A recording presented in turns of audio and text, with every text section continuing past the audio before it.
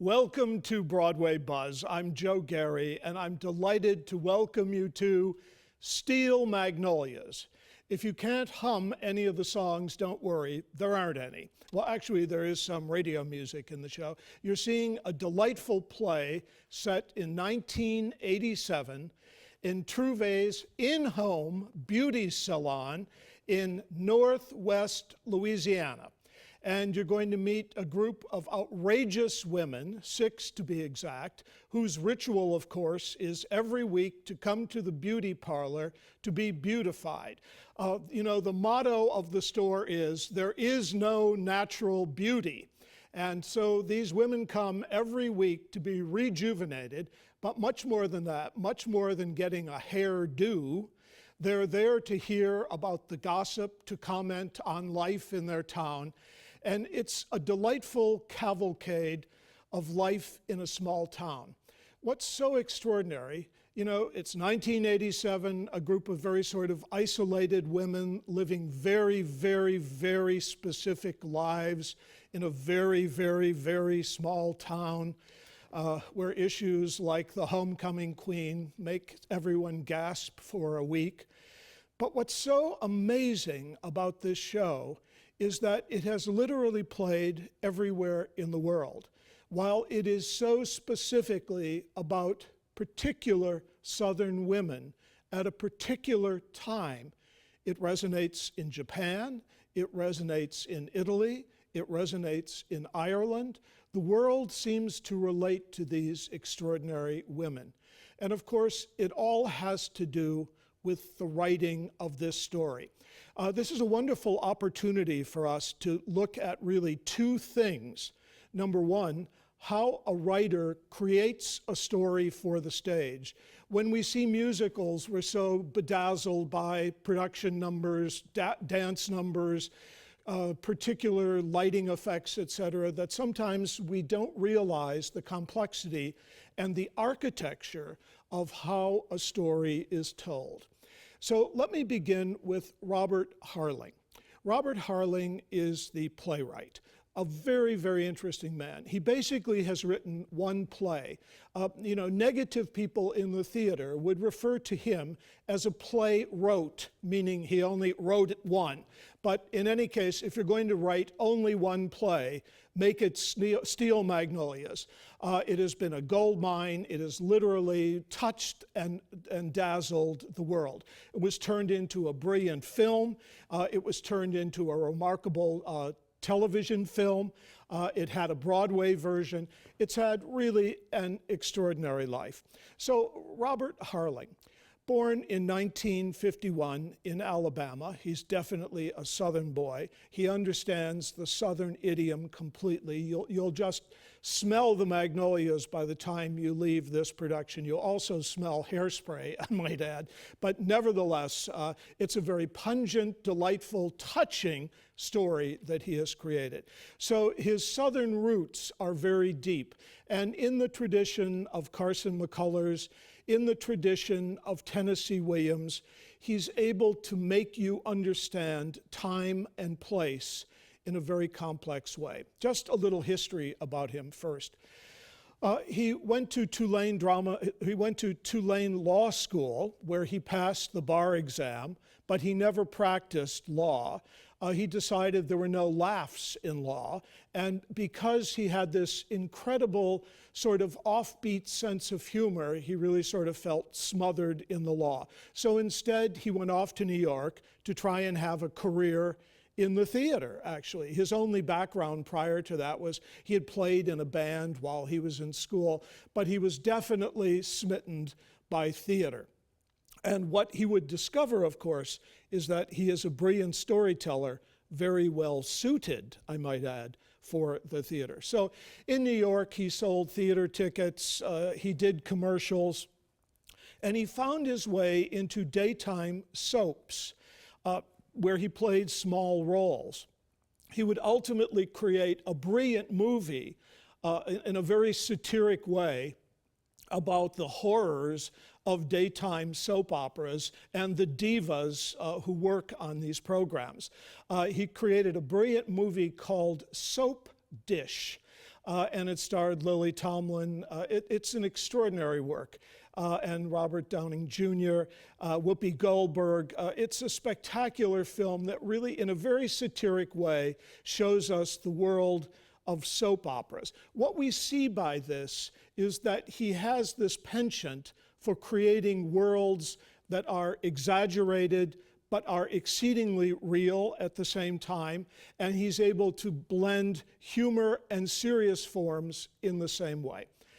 Okay, he then would go on to write other major films, the First Wives Club with Bette Midler, and it's a delightful piece again about women who've been rejected for younger, new trophy wives. And again, he creates a world that is so vivid, so idiosyncratic, so correct in terms of time and place. So what we learn about this writer is that, one, he has a wonderful ear for dialogue. So whether he's sort of catching New York matrons, or whether he's collecting and recording and defining the idea of the world of soap opera, or whether we're back in Louisiana and we're focusing on these extraordinary women who speak in this lilting Southern accent, he very strongly catches a sense of time and place.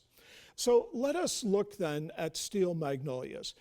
This is a story that is really autobiographical. The author, he focuses his story on a mother and daughter. In real life, he's writing about his own mother and sister. And he writes about their lives, their loves, their triumphs, and their tragedies. And he does it in this very extraordinary way. Some things I'd like you to start looking at when you think about the playwright. As we understand, of course, the playwright is the teller of the story. The playwright's obligation is to put a story in a situation that somehow will test everyone and will somehow create a kind of dramatic tension. Always we look for this idea of an arc in a theatrical story. So number one, the playwright, unlike a short story writer, unlike a novelist, is writing in dialogue form. So one of the things I want you to be aware of as you watch Steel Magnolias, first of all, when you walk into the theater, you see this very, very particular environment. It's a ladies' beauty shop in 1987. It's Truvy's in-home beauty salon. Keep in mind, her husband took the carport, redid it, turned it into her deluxe beauty salon, and all the ladies of the neighborhood come and feel pampered and embraced as they pass on their gossip in this wonderful and evocative environment. So take a few minutes when you sit down in the theater to just sort of absorb the set. We literally see, in a one-set show, we see everything we need to know. I mean, this is Truvy's domain. This is where she creates her hair magic. This is where all of the women of the community come to escape their lives, sometimes sad, sometimes disappointed lives, where they can come and feel like they're being treated like queens. So there is a very particular, very evocative environment to this space. You're accustomed to seeing Broadway musicals where you see 18 or 20 different sets and everything is always moving in front of your eyes. And in this case, you're caught in a single environment where the environment will create a very strong atmosphere for you. One of the things that's always interesting to look at when you think about why a playwright picks a particular environment is that the environment has to come alive in front of your eyes. You know many things about this environment. It's an in-home beauty parlor. So therefore, as I told you, it was built in the carport. And you see that it's done on a series of levels. You see the hair dryers. You see all the ritual that makes life come alive in an old beauty parlor like this. As we remember, when we watch this, we're really struck by the idea of how quickly time changes. Right now, if you go to a salon, you're likely to see men, women having all kinds of treatment. from Botox injections to manicures, pedicures, skin cleaning, etc. It becomes literally a total spa where you can have massage and everything. But this is unlike that old-fashioned force, that oasis where people would go once a week as a weekly ritual to be replenished, to be reborn, and to be beautified. What's fascinating, watch as the story unfolds early on. I mean, you make a very strong first impression when you see that physical setting. But then listen very carefully to the dialogue, because what's important is not only establishing the setting that we're in, but what's important is to establish what's going on outside of the setting. And that always becomes very interesting. Not only what we see on stage, but what's happening off stage. And in this case, there are a series of very delightful things. You hear gunshots and all kinds of excitement. You're trying to get into the story, and a gun is going off endlessly, which creates a tremendous amount of early humor. You know, keep in mind, we love the idea of surprise, the use of the unexpected. So these things happen to give us the sense that this is a safe and quiet place while this mad world is going on outside. Suddenly, then, we will have 6 women coming into this space. And Truve, who, of course, presides over the space, she's the hairdresser, it's her salon, and all of her ladies and cronies come in to be treated like queens. What's so interesting to realize in terms of playwriting, just as in life, you know, in life, if you go to a party and suddenly guests start arriving, we make first impressions. We look at someone and we see how they're dressed. We look at someone and see what their first response is to us. We listen to someone and hear what their first dialogue is to us, whether they're talking about themselves, whether they're talking about you and wanting to know about you. We make very quick first judgments based on what we see. So watch how this works in the show. Again, a good playwright has to immediately establish where we are. The set, of course, helps tremendously with that, and who will be staying in this space, who presides over the space, and who is coming into the space. So watch for this. Very interesting to watch these opening lines of dialogue. This is sometimes the most difficult part of playwriting. What's happening is the playwright is trying to establish character and situation. So as a character comes in, we very quickly have to figure out who they are, what their relationship is to the space, what their relationship is to the outside, and what they do is bring their story to us. This early kind of playwriting is called exposition. And this is very difficult to write. Sometimes exposition can be very forced. I mean, in old-fashioned melodramas, for example, the maid would come in and say, "Oh dear," speaking to the head of the house, "the mistress died 2 days ago. I am so sad." Well, everybody knows a mistress died, so this is a kind of forced exposition, and we find it very artificial. Watch in this case how clever the playwright is. Obviously, all of these people are longtime friends. All of these people live in a very small town. All of these people know everything there is to know about one another. And so, you know, we start to see a very different kind of world. So listen very carefully to those opening lines of dialogue. They're very charming, they're very delightful, they're very funny. The characters are all sort of comic types. And we enter into a world of discovering a mother and her daughter, the mayor's widow, the richest and most eccentric old lady in town, a young girl who isn't even sure if she's married or not, who's now starting to work in this world. So she's the stranger, she's the unknown one, she's the one who enters into this known world of everyone else. So it's very interesting to see how a playwright creates what we call the status quo, which is the existing condition. So all of this opening material has to establish very strongly for us 1987, Northwest Louisiana, small town, old friends gathering together. So all of this dialogue will do it. Keep in mind, what's fascinating about what the playwright has to do in this case, he has to write language for the women who all know one another's history, and we, of course, the audience, are the outsiders, so we have to be able to enter into that world.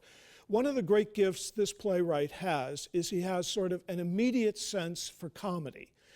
He has a very, very witty sense of humor, and he's able to bring these sort of stereotypic women to life in a very interesting and very colorful way. All of these women, in a way, are kinds of eccentrics, and we enter into their world very quickly.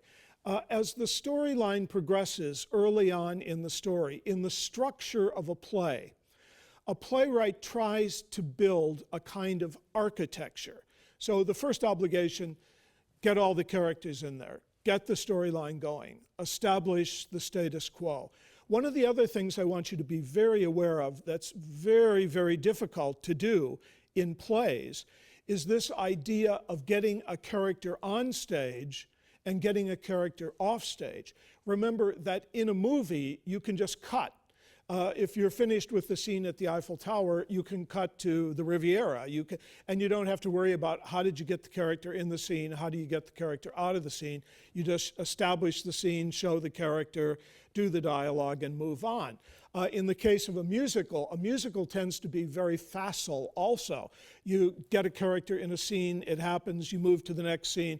You don't have to worry in the same way about getting characters on stage and off stage in the way you do in a play.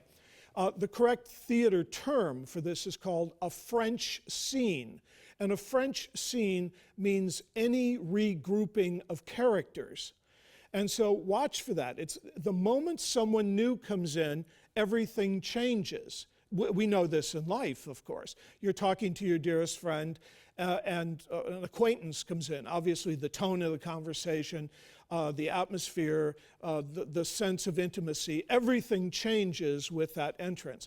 So we don't often have an opportunity to do this, but this is a perfect show to see it. How each entrance happens, how each exit happens, and what happens because of it.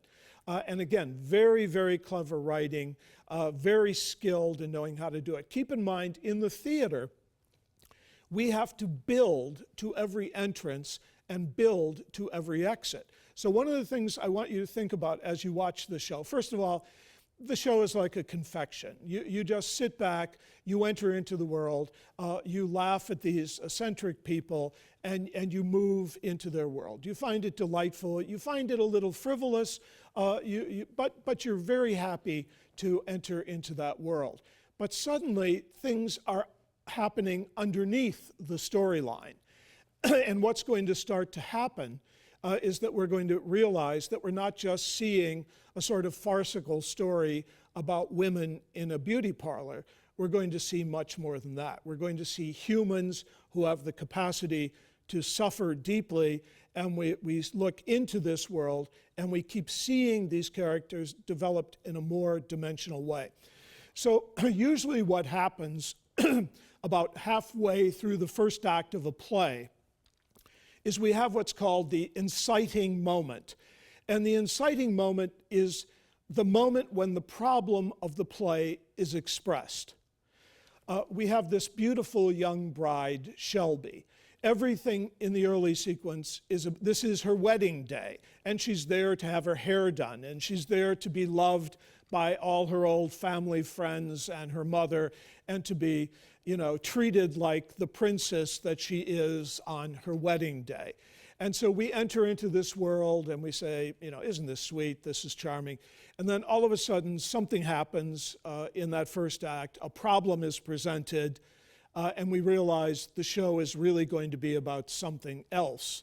This is how all good playwriting is always done. We establish a situation, we establish the characters, we present a problem that will totally change the focus of the rest of the show. You'll clearly recognize that the beautiful young girl, Shelby, has a seizure, and we discover that, she's a beautiful young girl on her wedding day, but we also discover that she's a very serious diabetic, and she has a diabetic seizure. And so that will change the whole course of the action of the play.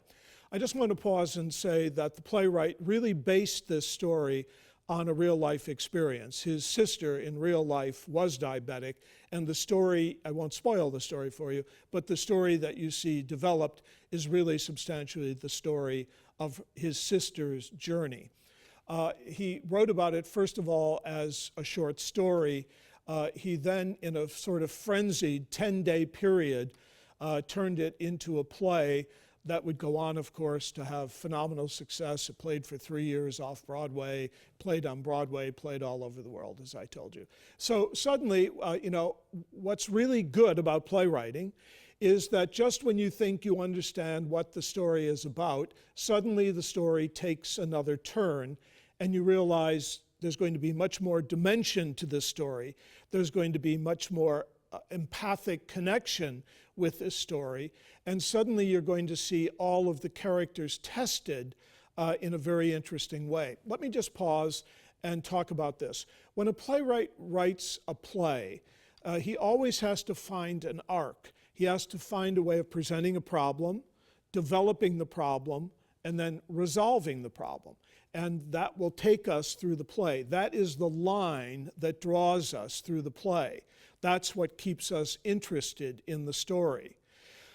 What's interesting here is he gives us these sort of comic stereotypes. We recognize them right away. We've seen them on situation television. However, what's going to start happening now, once this problem is presented, we're going to see into the characters, and we're going to see them much more dimensionally. So interesting what happens in the arc as we move from the first act to the second act is that our whole perception of these people will change. We won't see them as simple Southern types. We won't see them as stereotypic women. We will start seeing them as dimensional and feeling human beings. And that's when the story takes on another whole power, and we see how skillful the playwright really is in manipulating us through these stories. Another important thing to realize as you move through a play is always about a clash of ideas.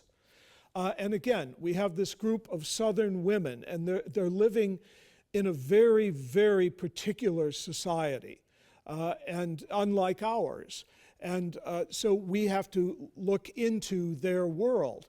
But what we start seeing is even though they have their particular values and beliefs, as we do, suddenly we start seeing that these values and beliefs are going to be tested as we move into this story. One of the things that makes the writer so interesting, once again, is he's able to be funny, always funny. He's able to get the big laughs, always. He has this great skill of understanding one-liners and how to make them really pay off.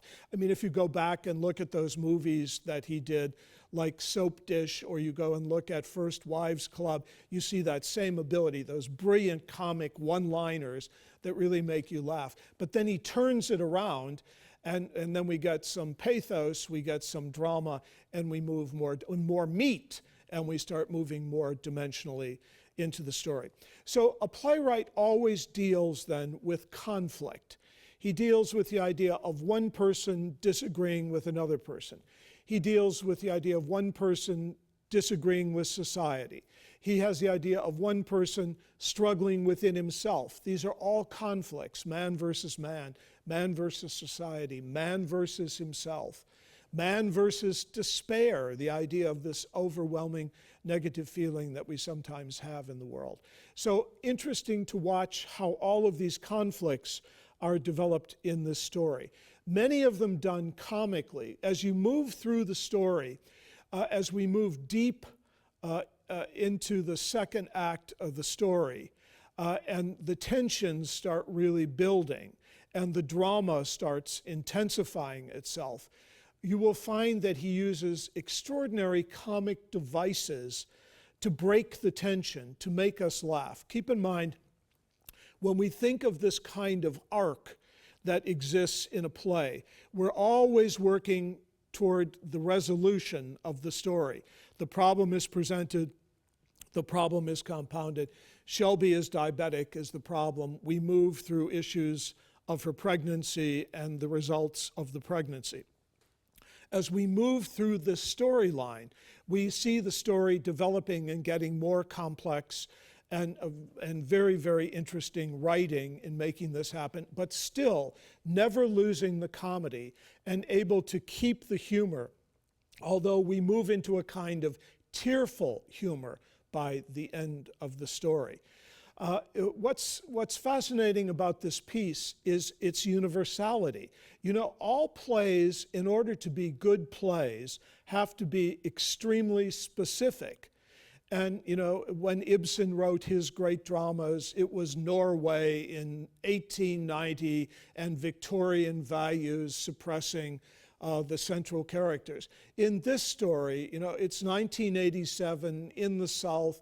The South is more liberated than it's been before, and the end result is that, you know, we have women relaxing and changing. The play covers a 3-year span, and what's fascinating to see in that 3-year span is not only how the characters change, but how some values change. And I might also add, on a comic level, how hairstyles change. I mean, we move from this enormous sort of bouffant, you can't rat it enough, you can't make it stand up enough, to a much more subdued kind of hairstyle. So what's fascinating is we really get this sense, this cavalcade of time, this passage of time that's wonderfully told in the way the women mellow, in the way the characters change, in the way Shelby matures from a young girl who can only think about loving pink to suddenly having a child that she adores. And we see all of these transformations taking place, and we relate to this. As we have in our own lives. Our own values have changed. I mean, we go back and look in our photo albums of the haircuts we had in the 60s, 70s, however far back you can go, and the end result is, you know, you see an immediate change in that visual look. And so the show gives us all of this, and it develops it in a very sweet way. You know, Laura Kepley, the artistic director of the show, is also the artistic director of the Cleveland Playhouse. And she understands how to work with women. And she's created women who are, one, funny, outrageous, over the top, but they're also exceedingly believable.